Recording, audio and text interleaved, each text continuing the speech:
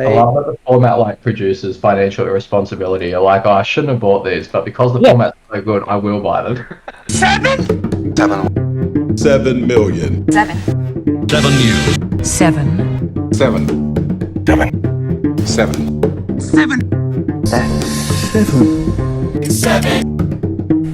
7 Point Highlander.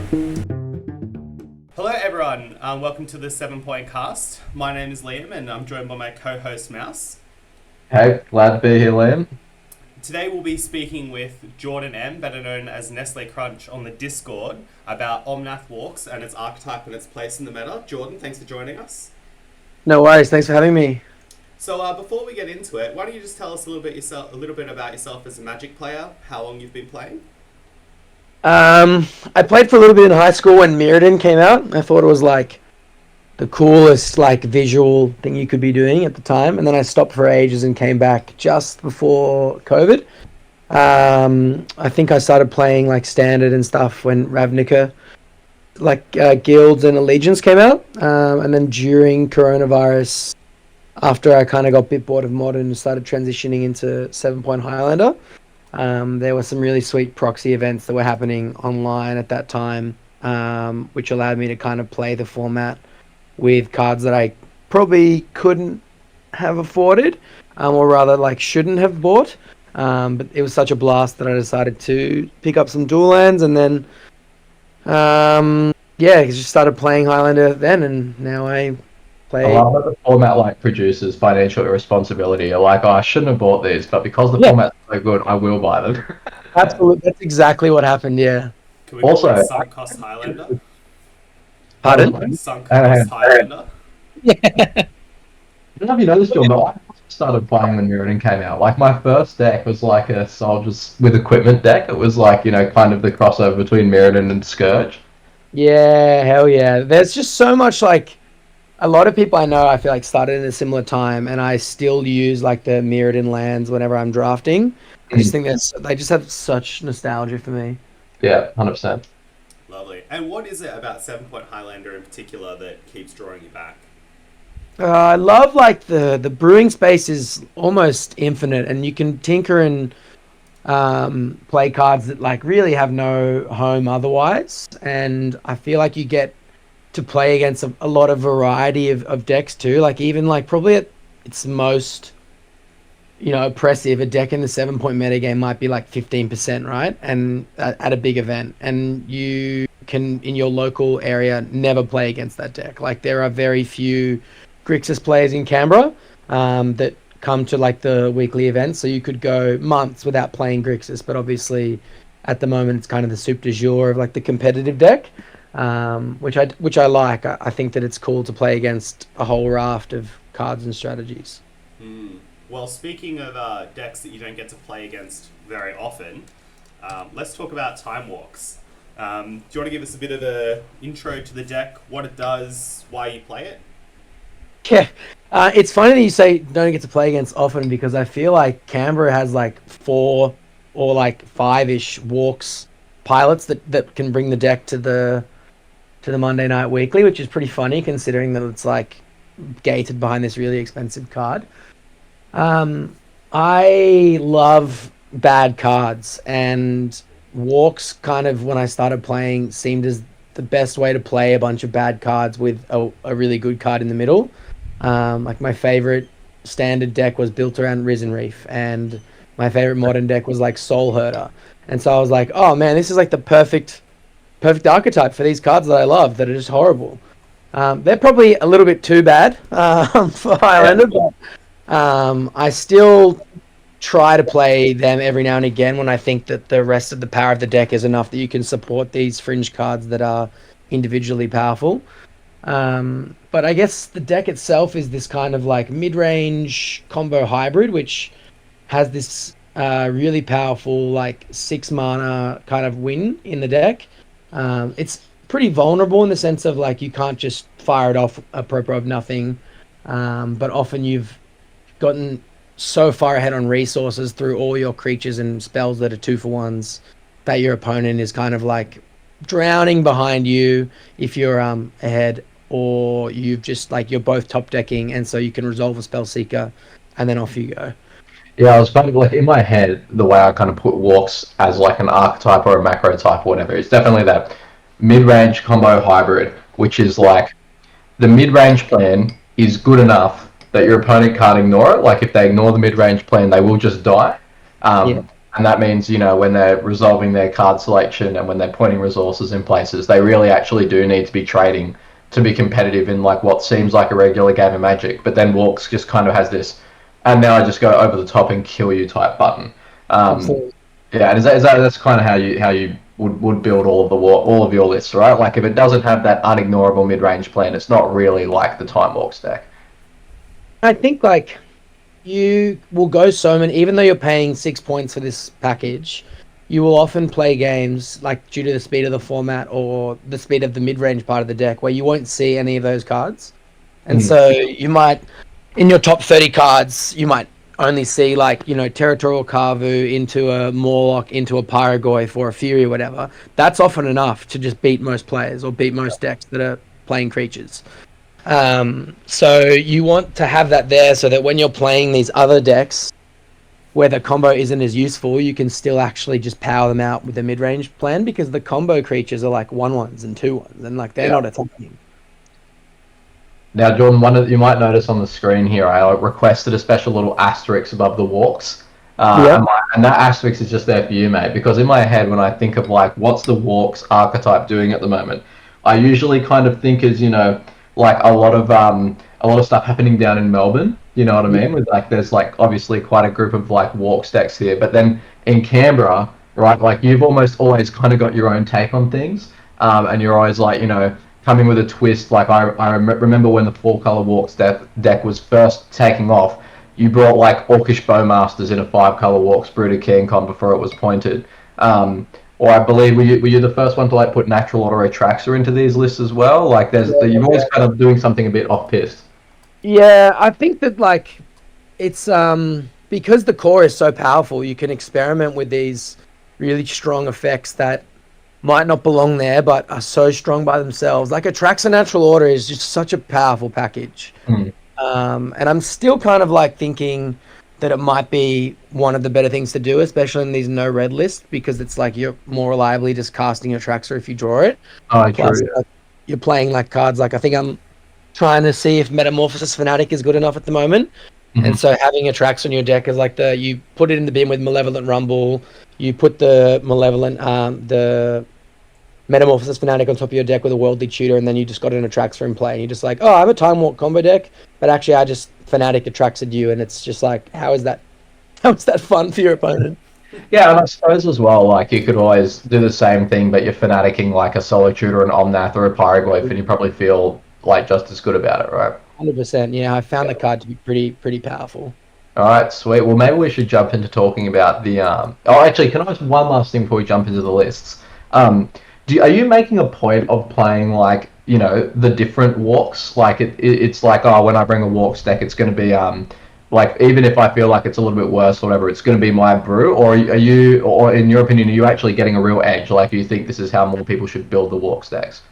I think you could ever have like this is how the deck should be built, in the sense of I don't think it's possible to converge on because the deck is so broad. But I do like to sit and think about like what cards that do I want to play as my flex slots that are going to give me edge points against both the mirror or the combo decks that are in the field, or Grixis or whatever that I'm thinking about.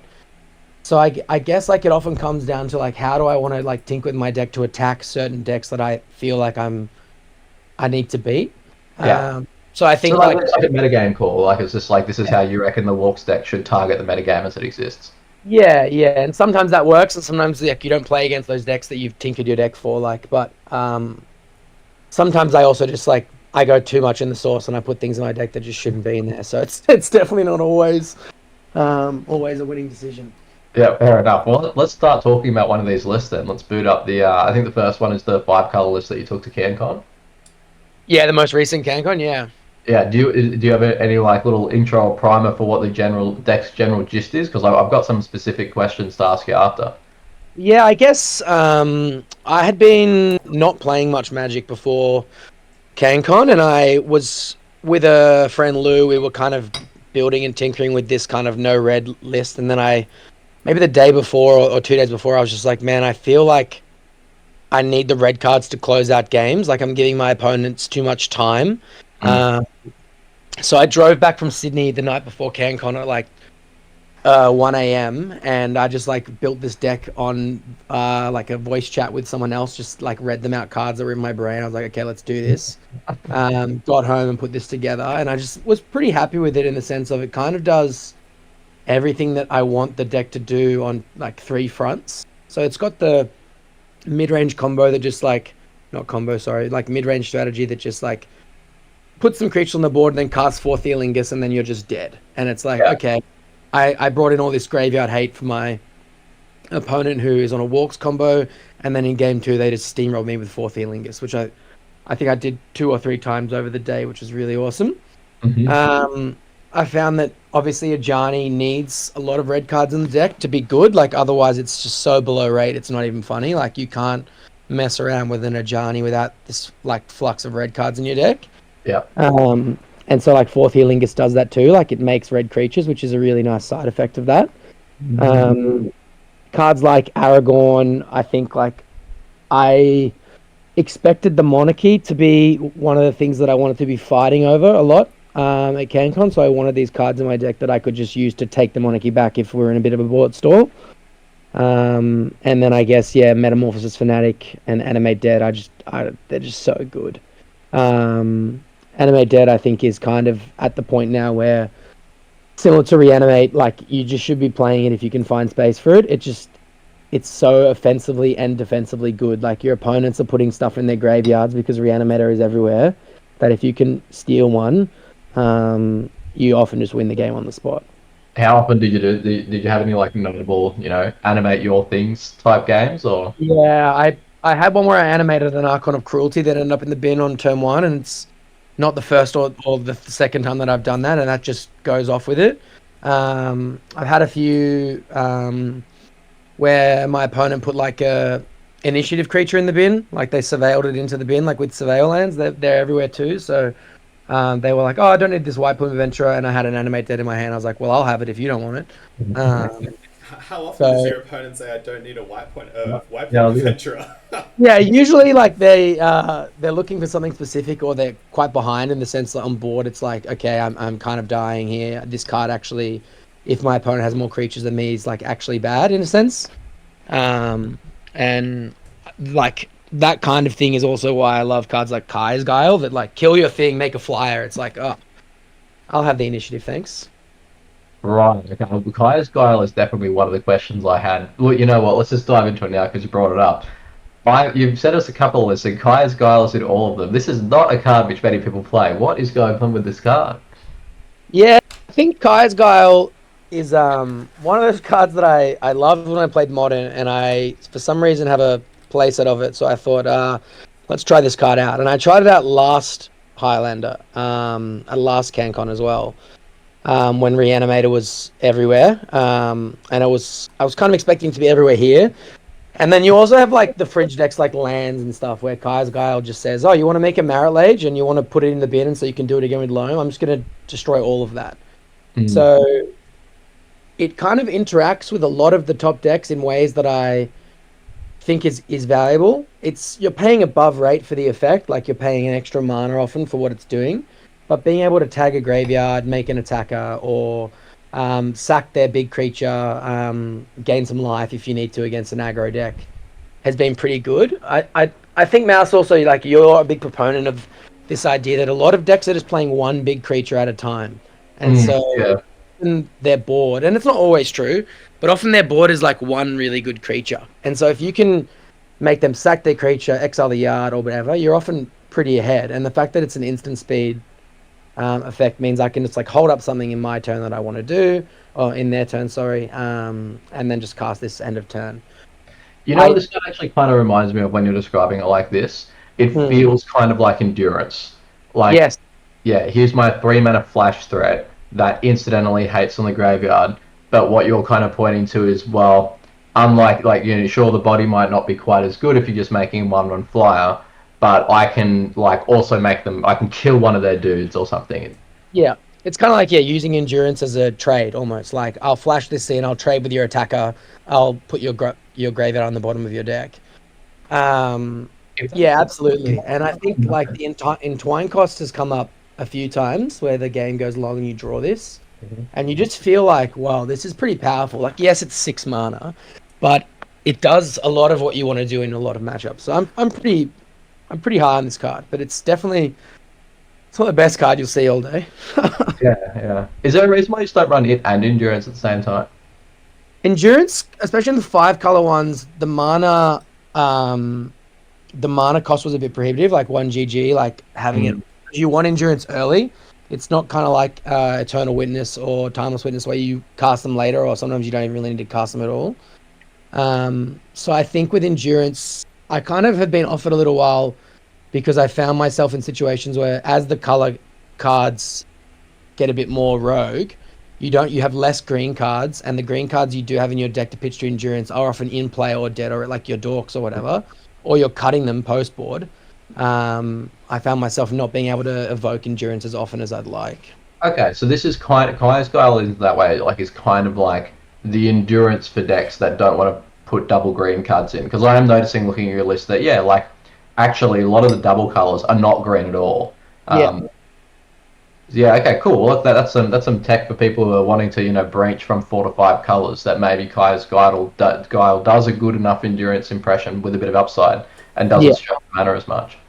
Yeah, and I mean, in today's Ketramorous world too, it also, you can draw a card if you do it on your turn, which is pretty nice. True. It's funny as well that you mentioned this deck was like a bit of a 3 a.m. brew. I think like nearly every CanCon or every major tournament I've been to, particularly the ones where you traveled, the Wollongong crew always get together and somebody is brewing their deck like in the middle of the night at the last minute. Sometimes drunk, sometimes sober, but but that it doesn't. Funnily enough, the format's wide open enough that it doesn't mean the deck is like suboptimal or whatever. Like for example, like Scotty, his Grixis list, which he won the last CanCon with, that was like 3 or 4 test games and just a throw together brew at the last moment. And in it, Kaido, and now like it appears everyone's playing this Kaido card. So it's like yeah, the creativity definitely is the name of the game in 7 Point Highlander. Hey? Yeah, and I think like you do get points when you play these cards that people aren't expecting, and so they might be like preparing for the cards in your deck that they know about, or they're like, okay, everyone's talking about Barragoyf, I'm going to pack some cards in my deck to answer a Barragoyf or to make sure that I don't die to it. But then they're not expecting like a Kaito or whatever it is that comes out instead of it. And like, oh, I think I'm just dead to this stupid card instead. Do you know what I mean? True. Lon, do you have any thoughts about this 5 color list? Yeah, so speaking of unexpected cards, can you tell me about Phantasmal Image? Yeah, Phantasmal Image, it actually won 2 games by itself, which was pretty crazy. But I was thinking about how do I beat Valgavoth, right? So it's like that card is really powerful, and the ward cost is super prohibitive. So I was like, how do I beat a Valgavoth, or how do I interact with it so that I'm not dead when that card comes down? Because I feel like often Reanimator, if you can answer their first threat, you can kind of weasel your way back into the game, and sometimes you can win. And so I had this brainwave where I was thinking about cards that would give me a Valgavoth, because I'm like really big on, okay, well, if you can have it, then I want it too. And Phantasmal Image enters the battlefield and doesn't trigger the Valgavoth. You get your own, which is pretty sweet. And then obviously they can't really... they're often not playing cards that can interact with a Valgavoth. So like have like a swords or whatever to target it, to kill it. Obviously the Phantasmal Image text of being sacrificed when you target it is nowhere near as good, because then they can just not pay the ward cost if they were to have a spell like that. But with the format having so many crazy ETB creatures, I was like, sometimes just taking the ETB effect is enough to win the game or turn the game in your favor. And I had a spot where I was so dead on board, but I was able to birthing pod for my Phantasmal Image and copy like a creature that did like essentially like a Pyrogoyf effect and killed my opponent, which was a pretty sweet like way to just get out of trouble. So like having these kinds of cards in the deck that like are a bit like bad, like just objectively the card is not as good as it probably should be, but gives you some points when you're behind to get back into the game, I think is pretty powerful. It's funny, Phantasmal Imagery, you know, they were saying about against Reanimator. I remember a couple of years ago I was playing like an Oath deck at CanCon, and I think it was Nathan Battle like did this cursed mirrored my Archon, and it was just the worst thing which could possibly happen. So I definitely appreciate that these cheap clone effects are really good against like the big dudes. Like it's funny, like you bring up Valgavoth because in some ways that's like the worst one of them, right? Like if you did Phantasmal Image Atraxa Yeah, or like Archon, you'd be feeling really good about yourself, right? Like, really, yeah. but I also just get them as interestingly, like when you get a Valgavoth, they can't really attack you, and so yeah, you'll often get a few more turns to like find an answer to it. Um, so yeah, definitely, I've had Phantasmal Image be really good, and it also like a non-zero times flipped my own Ajani too. So it's like you just play it as a way to make a cat to sack Ajani, get an extra cat, Mm. your thing. So it was pretty good. Like maybe it could have been something better, but I liked it. No, I think like the more I think about it, the cooler I think it is in this deck, right? Like you have a lot of quite reasonable hits yourself, right? Like Phantasmal Yeah, Imaging, Knee Witness, or a Spellseeker seems really good. yeah, Obviously, if you do it on Pyrogoyf, that's amazing, right? Because you get like you get the double trigger thing, right? Like yeah. both its ETB and the other Pyrogoyf. Copying Metamorphosis Fanatic, like yeah, this is a deck which can definitely. It almost makes me feel like you should be running what's it? You know the land, which is the clone on the other side. Yeah, I thought about that, but I was playing that in like a different deck for a little while. But I didn't want to play Spring Heart Nantuko in this list. I thought it was not quite where I wanted to be. But I still wanted that kind of effect. So I thought Phantasmal Image is like the next best Spring Heart Nantuko that's like a one-shot version of that effect, and doesn't require me to like put myself out there by bestowing on something and then they let it resolve and then I get a land. It's like, okay, I'm guaranteed to get this clone. Yeah, yeah, and you can do it on their stuff as well, right? Like so, yeah. Absolutely, yeah. Yeah. Cool, cool. Liam, you got anything else for us, mate? I was just observing, non-trivially, you could neoform one of your dorks away for the Phantasmal Image. Yeah. Just the look on the opponent's face. Yeah. Yeah, I absolutely have. I did that with Birthing Pod essentially. Yeah, just Birthing Podded a dork into a Phantasmal Image, and I was like, GG's. It was pretty fun. Well, let's talk about Birthing Pod because this is one of these cards where I feel like, you know, I don't know for people who remember when Birthing Pod was in Standard, it was just like, it was just the cool. It seemed like the coolest card that had ever been printed in Magic, and like everyone wanted to like, you know, like everyone were planning out these like Birthing Pod chains. Like every deck had like, you know, all these different 1, 2, 3, 4, 5 drops. Like, you know, this is when like Acidic Slime was plausibly a card people might play. Yeah. But it's really like fallen kind of out of favor. Like just obviously the life cost is pretty expensive. Is this kind of deck like just the last home for such a cool card? And like why is it good in this list? Yeah, and I'm not even convinced that it's good. I take it in and take it out a lot, and there are often times when it's really bad for me. But I feel like in a world where you're going into an unknown room, you want the flexibility to make your deck a toolbox where you can and find answers to things that might be available in your deck, but you don't have them on the field at the time when your opponents resolve them.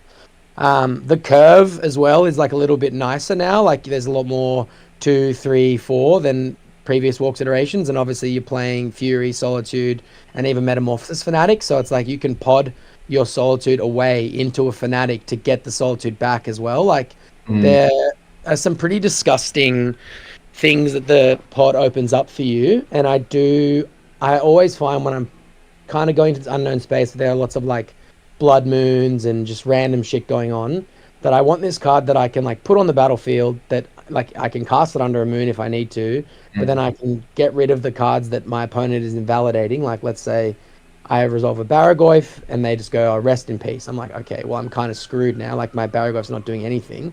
Let's turn my Barragoyf into an Aragorn, which like doesn't mm. care about rest in peace at all. And I'm just like, okay, I'm just gonna just attack you. Um, So this is so almost a preemptive like answer to hey. I do like that like under moon. It's almost like a one card plan. Hey, like you just don't care yeah, about. yeah, and it's kind of like, you know, you can get away with things with this in your deck that you previously wouldn't have been able to get away with. I don't often play it in like closed metagames. Like I don't really register it that much when I'm playing the weekly events, but I always I kind of register it whenever I play at CanCon or bigger events. I think one time I didn't, and then I lost to it in a mirror match, and I was like, okay, like this. What was I thinking? Not playing this card, like this is so powerful. But you're right, it has fallen out of favor across the metagame. I do like that observation you made, though, that like cards like this are a lot worse when you kind of know what you're up against because there's nearly always a more optimal card. But Absolutely. like a tournament like CanCon, where just there are plausibly 50 different decks in the room or whatever. Like you want the card which can kind of just do it all little bit more flexibly. Yeah, and that's how I feel about like Leyline Binding too. Like I don't really like that card regularly because like the room I often play in has like too many Besaiges or too many ways to tax my amount mana, so I'm not getting domain online enough. So, but I was like, in this room, I just want a flexible answer that deals with everything. However, I did lose a game for not having Prismatic Ending in my deck, which I probably could have won had I had access to it. But such is life. Yeah, like there's it's always a different card you could play. Yeah, Can I ask you about the mana? Like, there's some it's so bad. there are some weird cards. Man, you're playing City of Brass. You've got Rafine's Tower. You've Yeah. got Basic Island, which I guess is this just so you can do Spellseeker Time Walk as like a last Hail Mary? Like, help me understand what's going on here. Basic Island is for the sideboard blasts, so like that way Okay, you can always blast under a moon. So that's the consideration there. that makes sense. With Rafine's Tower, I think this was where the sleep was getting to me. I was like, man, I don't want Underground Sea. I want Rafine's Tower. And I'm like, what? Like looking at this now, I'm like, what was I smoking? Like, Yeah, how did I not play an Underground Sea? Did I play Rafine's Tower instead? Like, I think maybe I thought, okay, like I want the white as well. Like I've got Ephemerate, I've got Palace Jailer, I've got Solitude. But that was it was just pure stupidity. Like it didn't actually cost me at all.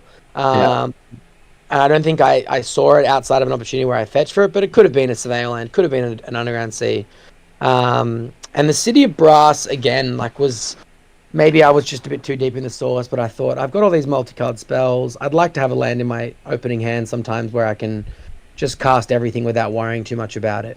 But I have cut them since right. Okay. So, what do you think? Like, is basically the mana base just like all the fetches and all the duels? Is that kind of like where the deck should be at? Yeah, I think also you can reasonably play Mystic Sanctuary in this kind of deck if you tinker with things enough. But the thing about Sanctuary is it doesn't get your game plan like outside of the graveyard interaction, which you're already expecting. It doesn't do anything to get out of that. So Yeah. your opponents are bringing in all this stuff to deal with your graveyard, and so like having a card in your deck that is already vulnerable to that is a bit worse. But I've definitely played Sanctuary versions, and it's good because you can add Lorien revealed into your deck, and that's a pretty powerful card to be playing as well.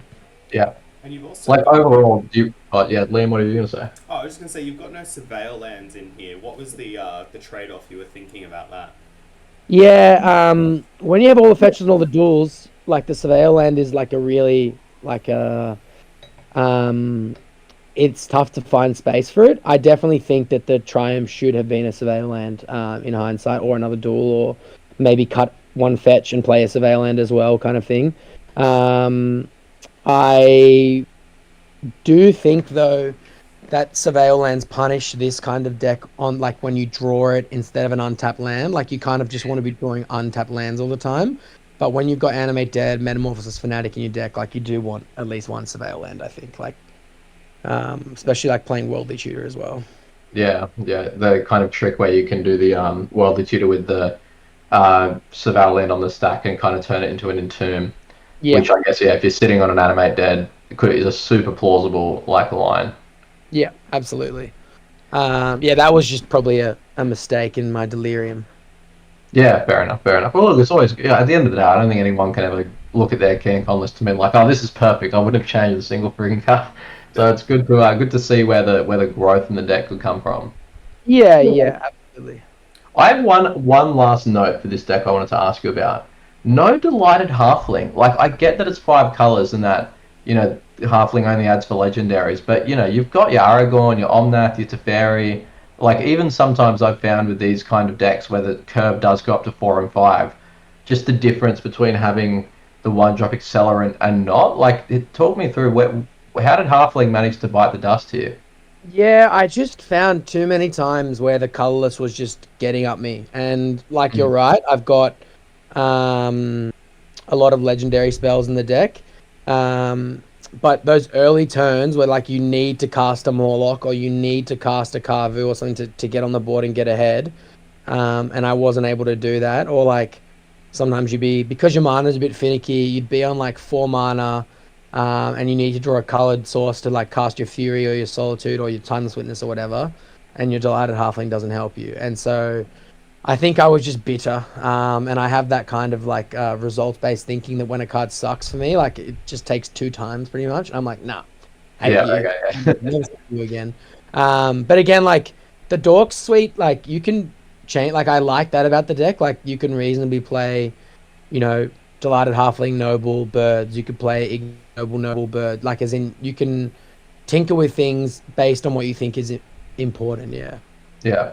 And lastly, is this card actually 61 cards? This deck, sorry, is this 61 cards? Yeah, I think so. They usually are. Misstep is just card number 61, and Oh, Gitaxian really? Pro. Is it how you do all of them? Huh? Is that like a norm for you that most of your decks are 61 cards with misstep in the 61st?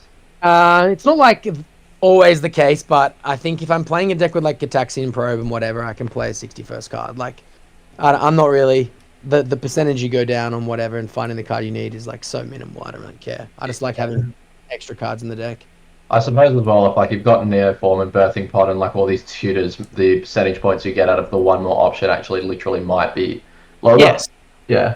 I will say Yeah. this is perhaps the first time I've ever actually considered the 61 cards as being a real thing. Like, because usually people are like, oh, I just couldn't let go of this. But that actually it's a reasonable argument. Like, 60 to 61 percentage wise is not very big on actually drawing a capable hand. But in having one more tutor target for a tutor, that's Yeah. actually not nothing. Yeah, absolutely. Yeah. Do we want to head over to the next list you want us to talk about? Yeah, I just want to ask one more question first. So just looking at the list, you've got maybe 6 proactive 1-drops, Ponder Preordain, 3 Dorks, and Tameo, and Yeah. maybe 9 if you include, your Lightning Bolts and your Swords and Git Probe. How comfortable are you opening up a hand and saying, I'm going to pass the first 1 or 2 turns when playing this deck? Yeah, I think it depends on what's. So you're saying like if I don't have a 1-drop in my hand, am I comfortable with that? Yeah, that's right, yeah. Yeah. So I think it depends on what the rest of my hand is like, and also like what I'm playing against. I think I would probably mulligan a hand that wasn't getting down to the board in those mid-range mirrors, like Boros or even things like Prowess. Like you really want to be putting stuff on the board. If I've got like I know it's against like a slower deck, like a bots, for example. When I say slower, I mean like the stuff they're putting out in the first few turns, they're often just ramping or doing whatever, but their stuff's gonna be bigger than mine anyway. So I'm like, if I've got a spell seeker in my hand but nothing else for like the first 2 turns or whatever, I'm probably gonna keep that and hope that I can get enough mana or get something going that I can combo, before they can kill me. So I guess yeah, it depends on the matchup that I'm facing and also like what I think my best path to victory is. And so, like, while this deck is a combo mid-range hybrid, you do have to pivot sometimes when avenues are denied to you that you've been like putting your resources towards. Like, you're like, okay, I'm going to sculpt this game state where I can combo off successfully. You might like resolve it to fairy and go, okay, I'm going to like try and behind my Teferi, like safely execute my combo, but then your opponent goes, okay, they're playing a Teferi, and so like, well, yeah, you can't ephemerate now, so like your combo's turned off. So you kind of have to be flexible in the sense that you want to be thinking about what's my best route to ending this game in the way that I want to end it before I'm dead with whatever my opponent's trying to do. And so, yeah, I think the opening hand thing is definitely dependent on what you're playing against and how you identify the best way for you to win. Yeah. Yeah, very Cool. sensible. While we're doing the transition to the next deck, one of the things which is funny, I feel like in the Discord and certainly when people talk about walks, it's like it feels like a lot of people view this deck as almost this like inevitable end game for mid range. It's like, oh well, at the end of the day, all your decks should just become walks. And obviously, like walks is a good deck, but it's hardly dominating. You know what I mean? Like you know it's in every other top 8. It hasn't won a major tournament recently. Like, what do you reckon's behind this sentiment? Yeah, I don't know, and it's hard because the people that don't like walks, they really don't like walks, and it always comes back to like this idea that like walks is the best deck, and that yeah, like mid range just will event and inevitably become walks, and I'm sure that when this gets posted, you'll hear the same sentiment, but it's interesting because like I also don't agree with the idea that the deck is hard to play either. Like I think that you could pick up the deck, and if you have a good understanding of Magic and you understand like resources and changing your strategy and being flexible, like you would have some success with the deck because it is powerful. So a lot of the times people say, "Oh, it's a tough deck to play," so like that's why the deck puts up good results. I don't actually think it's too challenging. Like you're just playing good cards and you're Mm. trying to sequence them in a good way. Um, I guess no one likes losing to infinite turns. Yeah, Um, yeah, yeah, and when Walks wins out of nowhere, it's a really big feels bad because like sometimes it is just like, oh, drew my spell seeker, I win. Ah, like yeah, that yeah, sucks as an opponent, and that like you spent 6, 7, 8 turns playing this game, and your opponent has just drawn something and they just win. To me, it's the same as like when you're playing against a breach opponent, you're having a good game, and they just draw intuition, and you're like, well, this game's over. yeah, Uh, and the thing about walks is your opponent can be really ahead. You could be on 3 life and almost dead, and they have like so many draws to kill you, and you just draw spell secret, and the game's over. And it's yeah. like that's magic in my mind. Like it's had happened to me, and I've done it to people, and that's the way that it goes. But I think that that can be really demoralizing and leads to people going that this is an unfun experience. Yeah, I get what you're saying. It's like you're paying, but you are paying 6 points for this ability to like steal victory from the Yeah, jaws of defeat. But like, absolutely. yeah, And I think also like the idea that we just play all these broken cards is this kind of narrative that like, but like every deck plays broken cards, and every deck has things that slot into it. It's like I'm paying a price to pay 5 colors. I'm mm, paying 6 points for my win condition. Um, I think that putting these cards into my deck that dilute my mana base or make it hard for me to cast my other spells, like there's a cost to that. yeah, But yeah. people aren't seeing the cost when they get owned by like a fanatic on a grief or something, you know? So this next deck is you're showing us. It's 4 colors, but it's not red. Yeah. It's named after Ketramos, the kind of new hotness in the format from Aether Drift. Yeah. Um, really interestingly, at least in my mind, there's a lot of cards in this deck that you actually could be playing in the other deck, but are not. Like this deck plays like Felia, for example, and Yeah. Springheart and Tuku. Yeah. You're kind of playing like Ponder and Brainstorm, but not Preordain. Like there are lots of kind of things here. Where I'm like, how does the new context of this deck inform this deck's choices? Do you want to walk us through kind of like how you approach building this deck? Yeah, and I think like Ketchumos when it was spoiled, I'm like this card is going to be crazy. This card is going to be nuts. Like there's no way this card's not good enough. And I think over the last few weeks, or months, I guess, since it's come out, people have started to see that it is probably good enough. And it is quite powerful. I know that in my kind of testing team that I play with, I said to them, I said, I'll put money down that this card is good. I will bet you the price of the card that it's good. And I'm still waiting to get paid out. But I'm like, this card is so good that I'm like, I will throw money into the void, to be like, you should be playing this card. It looks worse than it is, but it is so easily enabled. And if you even, I kind of look at it like it's an up the beanstalk effect, and it's similar in the way I look at cards to like something like Delny, which is a big card that I love, where it's like the card does nothing on its own. Yes, that is absolutely true. If you play this and you have nothing going on, you're going to be upset.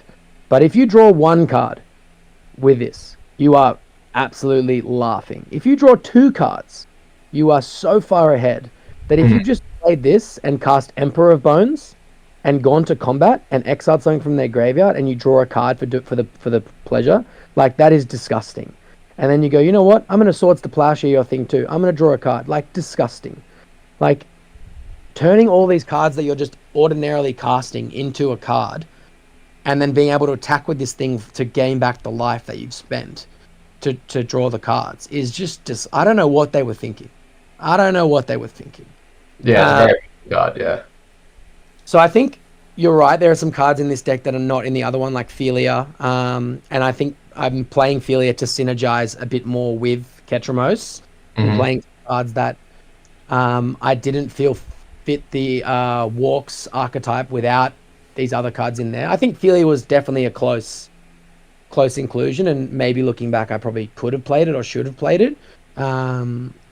But yeah, so like Philia, Grief, I think is a really good card in this kind of deck, like with Metamorphosis Fanatic and Animate Dead and Overlord of the Baelmerk and like Shieldred and stuff. Like they're all like really strong. I think maybe I'm not sure if it's on the list there, but I definitely played Overlord of the Baelmerk in this deck the last time I played it.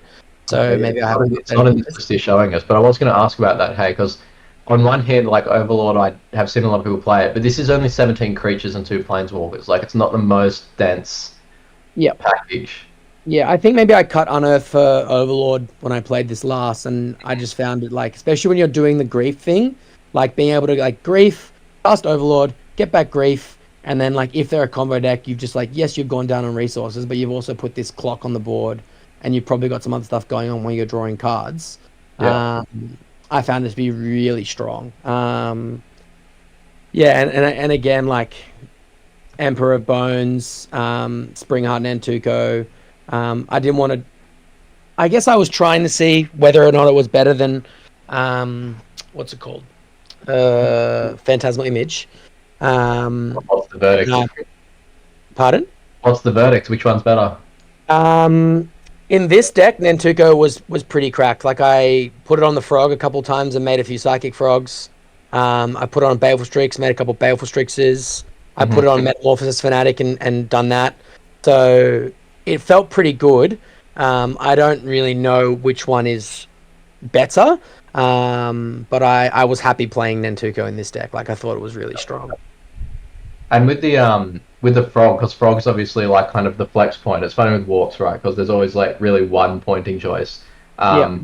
Is Frog just kind of like just the best single point thing to be doing? Like what brings you in this direction? Yeah, it is like definitely I could retool the deck and make it a natural order pile, and like put some more green creatures in. But Frog plays really well with Ketramos in both enabling it to be a creature, but also triggering it on your turn to draw a card in a way that like you want to activate it on your turn. Right. So like Relic is obviously a great way to draw a card with Ketramos on your turn, but you don't want to generally activate Relic on your turn. You want to see what your opponent's doing and wait to use it until you have to. Whereas Psychic Frog, like you want to attack on your turn and you want to get flying and you want to exile 3 cards from your bin. So doing that is kind of like, oh yeah, I'll just activate this, I'll draw a card, and then I might even discard that card to the Frog later. And so you can actually kind of fuel the Frog, draw some cards off Ketramos, turn Ketramos online, and then obviously you've got this cracked creature that's just really powerful as an aside. Like some games you just play Psychic Frog on turn 2 and you just win because of it. I do like the it's kind of, it's coming together for me now looking at the deck, how a lot of these cards, they're built to synergize with Ketramos. Like, it's funny though, because when I think of synergy decks, I'm usually thinking of like decks which play cards which everyone goes, oh, this card's not very good, but for the fact of the synergy, whereas, these kind of synergies, Ketramos, like, these cards are all good. Like, Emperor's good, Philia's good, Frog's good. Like, you're just playing good cards which also happen to synergize. Do you get anyone with the Kaya's Guile, like mid-combat, nuking their graveyard to turn the Ketramos online? Is this an intentional synergy, or? I haven't done that as a blocker, but I've done the kind of like I've like used Kaya's Guile to turn my Ketramos online as an attacker, draw a card kind of thing. Yeah. But I haven't got anyone with it like they attack and then I imagine I will at some point. I'm looking forward to it.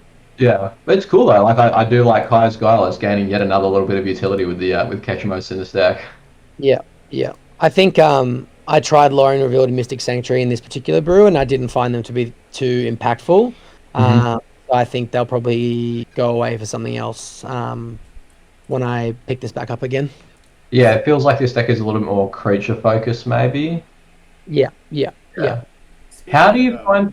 Sorry, you go. Speaking of exiling cards on your turn, I notice there's no delve spells in here. Wouldn't it make sense to play one of those to both trigger Ketramos and guarantee that you get the 7 cards in exile very quickly? Yeah, absolutely. Obviously, I can't play the two best delve spells, like they're 2 points. But I could probably play something like, I don't know, Murderous Cut if I was a full-on psycho. Like, yes, or even like a Gomag Angler. Like delve creatures, probably good enough. I haven't been away the last few weeks too, so I haven't been able to play as much Magic as I'd like. But yeah, definitely, I think a Delve spell plays really well with Ketramos. And those more Esper mid-range decks, they're playing Cruise or Dig in order to do that. Yeah, absolutely. Oh, okay. And are Do there you any, miss? Oh no, you go. Let me go. I was going to say, are there any decent collect evidence cards that you might consider putting in this deck to catch most? Yeah, I think Michael's Walks list is playing Analyze the Pollen, um, which is a pretty good collect evidence card. I think that you could definitely play that in a Ketramos deck. I am more of a believer in Worldly Tutor, and I know that a lot of people don't like Worldly Tutor, but with Fnatic in my deck, and also just like sometimes if you've already used Relic Armory's Call or whatever, like you get into a bit of a pinch where Worldly Tutor, you can do it in upkeep when you're going off to get the combo. If there's other things in the way, then like you've used some of the cards that you might need access to. So I do like it as kind of like a card in the deck, whereas you can't do that with Analyze the Pollen. Yeah, okay. It's right. I was going to ask, like, kind of on that with Fnatic. Do you miss having the kind of like Solitude Fury package here? Because obviously, like when you're not playing in tombs, having these creatures which quote unquote like pitch themselves can Yeah. be a pretty big upside. Like, is Fnatic still good enough? Do you think in this kind of list? Yeah, definitely. I did notice not having Solitude, and I think that I could probably tool the deck a little bit, but there's like very little white cards here at the moment. Um, I found Grief to be pretty good at doing a similar thing. And then because you're a Walks deck, your opponent, and like you're playing these must answer cards like Emperor, Philia, Psychic Frog, that your opponents are going to kill them. And so having the Metamorphosis Fanatic to get it back is pretty awesome. Right. Okay. Yeah. Just so it's basically like, look, I don't need to entomb. My opponents will put my creatures in the bin, and I'm happy to bring them. Yeah. Yeah, and I think I had Grist in the bin once, and I was able to just flick that back onto the battlefield too. So Yeah. definitely losing the kind of pitch elementals, getting them in for free does suck, but I didn't feel like it was too much of a loss. And Overlord of the Bedmurk and Malevolent Rumble put a lot of stuff in the bin too. Okay. Yeah. Can I ask why no ignoble hierarch? Is it do you because I noticed the last one we're missing halfling. Yeah. Is three just the right number of dorks for you, or is it just like that? No, ignoble burned you on the colors or something. Yeah, I think 3 is kind of where I like to be. And in this one, I actually did think the Halfling was bad, as in I probably would consider going back to the Ignoble Hierarch here, because I think there was a few times where I couldn't cast Psychic Frog or Baleful Strix with my Delighted Halfling out. Right. But Grist, Teferi, Philia, Ketramos, I was like, like we'll see what happens. But I think, yeah, Ignoble Hierarch is probably the play. Or maybe just going up one card and playing, or cutting something else and like cutting the Lorien Revealed and playing another Dork, for example. Yeah. Okay. On the removal, right? Like, so obviously they're in both lists. They're the kind of the obvious like premium one drop ones, right? Like your Dismember, like in the red one it's Lightning Bolt, and the black one it's Fatal Push, and both it's swords. Where I'm kind of more interested in is in the typically cost more than one slot. Because I feel like it's a bit more disputed what should be there. So you've got Abrupt Decay and Leyline Binding.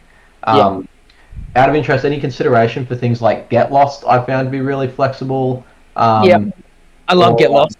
Yeah, or like Sheoldred's Edict. Like, how do you decide which ones to run, or is it just like a metagame thing?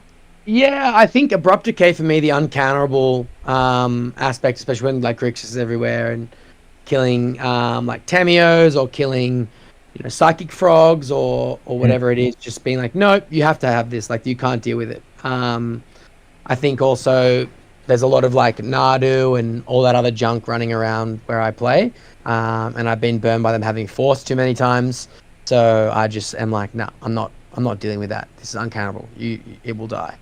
I think the Long Goodbye is also another good shout. Like Long Goodbye, Sheoldred's Edict, Get Lost. They're all really good cards. Absolutely. I think depending on what you're playing against and what you're expecting to face, they go up or down in stock. I have disliked recently giving my opponents maps. There was a period there where I didn't mind, but recently I've found that they've been using the maps, especially with Emperor of Bones around. Like, I don't want to give them any way of putting counters on their creature. Right. If that comes back to get me later, I just don't want to deal with that. Like, it's too brutal. Yeah, okay, fair enough. Because I suppose for me, right, like I play a lot of control decks, so the maps are nearly entirely irrelevant. Like I kill the next creature Yeah. in response to the map. But a deck like this, where you actually do want to kind of rumble on the board, Yeah. that is way more reliability. Yeah, and I guess like if I kill the thing I want them to kill then and I leave the maps on the board and later they come back to get me, that is a bit of a liability. With control, like you killed the stuff on the board, you wiped the board, you're just locking it down from then they're unlikely getting to ever use the maps. Yep. So yeah, different strokes there, but I think yeah, that's one of my concerns with Get Lost. Yeah, okay, fair. Out of interest, no Nethergoyf is like another premium black one drop. No, I hate that card, man. I'm a Oh, big really? Nethergrowth hater. I shouldn't say I hate it. It's really good in Grixis, where they put artifacts and spells and creatures all in the bin very quickly. Here, I have no artifacts. Like, Baleful Strix is the only one, and like if that's in the graveyard, like that's awesome. But I'm not really turning the Netherglyph on as much as I'd like, and Yeah. I'm very rarely ever escaping it. So Okay. I think that yeah, you could play Netherglyph, absolutely. And I wouldn't hate it if I was using it to pitch to grief, and obviously escaping it on your turn triggers Ketramos. I've always found it to be really mid playing against it and playing with it. I've never been impressed by it, but I'll take people's expertise with that. With their like, if it works for them, then absolutely just go full hog. Yeah. Okay. Cool. Liam, have you got any other questions for this deck, mate? I've just got a question about your walks decks in general. Can you tell us about some behaviors that your opponents might do that give you an advantage, like based on a misunderstanding of the deck, either in their sideboarding or in their play? Oh, it's a good question. I feel like a lot of the times the wrong blasts might get brought in, or cards get brought in or taken out because they're viewed as non-impactful. Like I played against opponents who have sided out like single target removal against walks, where I'm like, actually, if you have any of those spells when I'm doing the combo, I can't win. And so taking out spells, like it doesn't happen all the time, obviously, and it depends on what the player is doing. But I've played against opponents who've taken out like Fatal Push, taken out Lightning Bolt, and I'm like to bring in, Carpet of Flowers or whatever. But I'm like, Carpet of Flowers doesn't stop me from killing you. It just means that you're going to maybe get on the board a little bit faster than me and you're going to make use of your mana a little bit better than me. But that won't matter if I take infinite turns. You can have all the mana you want. It doesn't matter. So I think doing that can get you in a bit of a pickle. And likewise, viewing the matchup as like, okay, if I lock down the graveyard, like if I get a ley line or a rest in peace, then it's done. Like the mid-range aspect of the deck is still really powerful. And so walks can turn into this kind of like control mid-range hybrid too, where it's like I can just forget about the combo. Like I can not even play towards it. And I can just like use all my spells to just like lock you out, guarantee that your creatures aren't resolving or attacking me in the early game. Wait till it's like turn 5 or turn 6.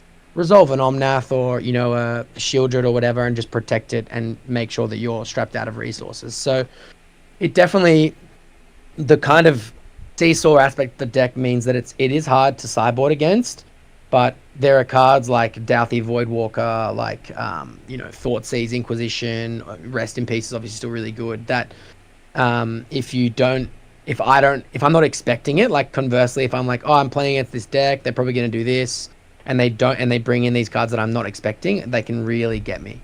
So absolutely, yeah. Interesting. Well, can I ask as well, like kind of the converse or inverse of the question? So you're saying that when you can tell, look, this person is not really making decisions which are in their best interest is typically when they're like overvaluing the combo and discounting the mid-range plan. Are there any other times where you're playing against an opponent and you're just like, oh my god, this person just has my number, like they're making all the correct decisions? Like what kind of like anti-play walks behavior? Tell us how to beat you, Jordan. Tell us how to beat you. Yeah. Yeah, I think I've had a few games before where my opponents have done things that I'm like, I remember playing like the natural order version. I cast a Wall of Blossoms, and I was like, okay, I need them to not kill this Wall of Blossoms. Like, there's no way. Who is gonna do that? No one's like, I've cast the 0/4. I've drawn the card. It's just sitting there. Is it a 0/4? I think it is. Whatever.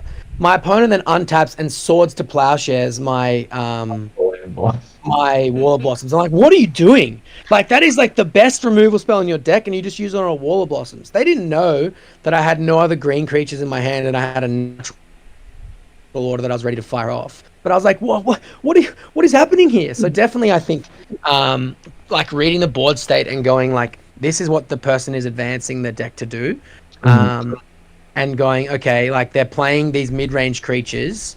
That probably means that they're looking to overvalue the board. They're looking to, like outvalue me like 2-for-1 me all the time. If I can switch that a little bit and get the game going in a way where their resources are in like not as good, or like, if I can lock down the board with the Spring Hunt and Tuco and make lots of insects or whatever, like as in my opponent can do that, then it's pretty hard for me to attack with all of my creatures on the board. Like Barragoyf is great. But if it's not attacking, if it's getting chumped every turn by a 1/1 insect, like sure, I'm getting some life.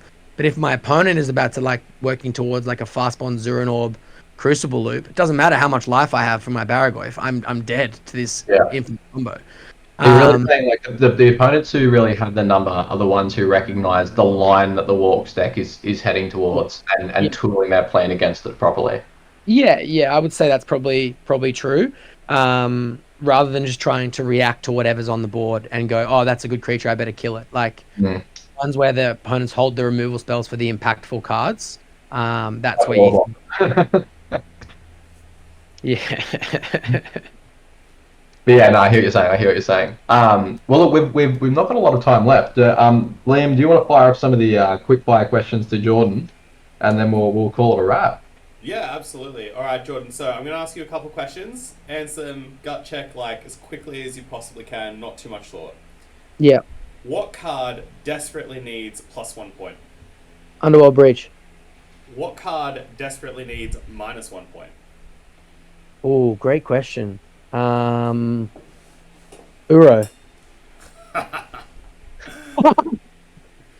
What? Do you have a serious answer? I think like seriously, probably Oko. Like in the sense of, I think it's a safe world for it at the moment. But I do think Uro could be good at 1. Like I would like to see it at 1, and then have it back up to 2 if it's as bad as everyone says it's going to be. Fair enough. And finally, what is the coolest deck that you've seen in the wild recently? Oh, the coolest deck that I've seen in the wild recently.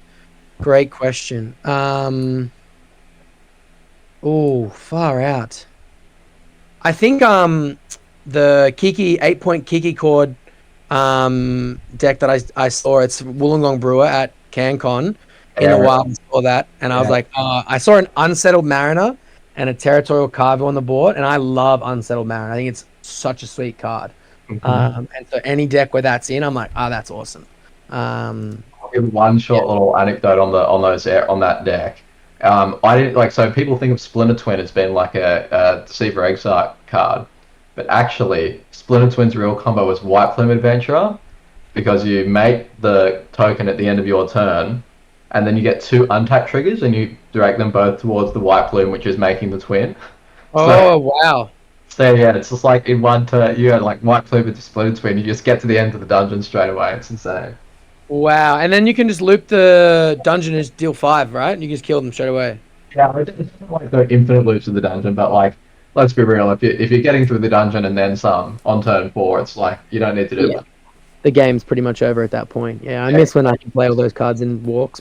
All right, Matt. Well, look, Jordan, thank you so much for joining us, mate. This has actually been a real pleasure, and I've loved some of the insights, for how these walk decks are built, how to play against them, and hopefully the audience appreciates it too.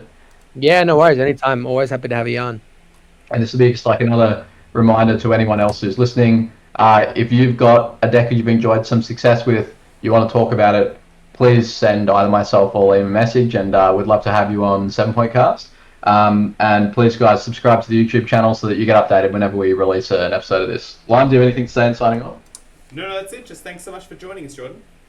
No worries, anytime, brothers. All right, catch ya. See you around. Bye.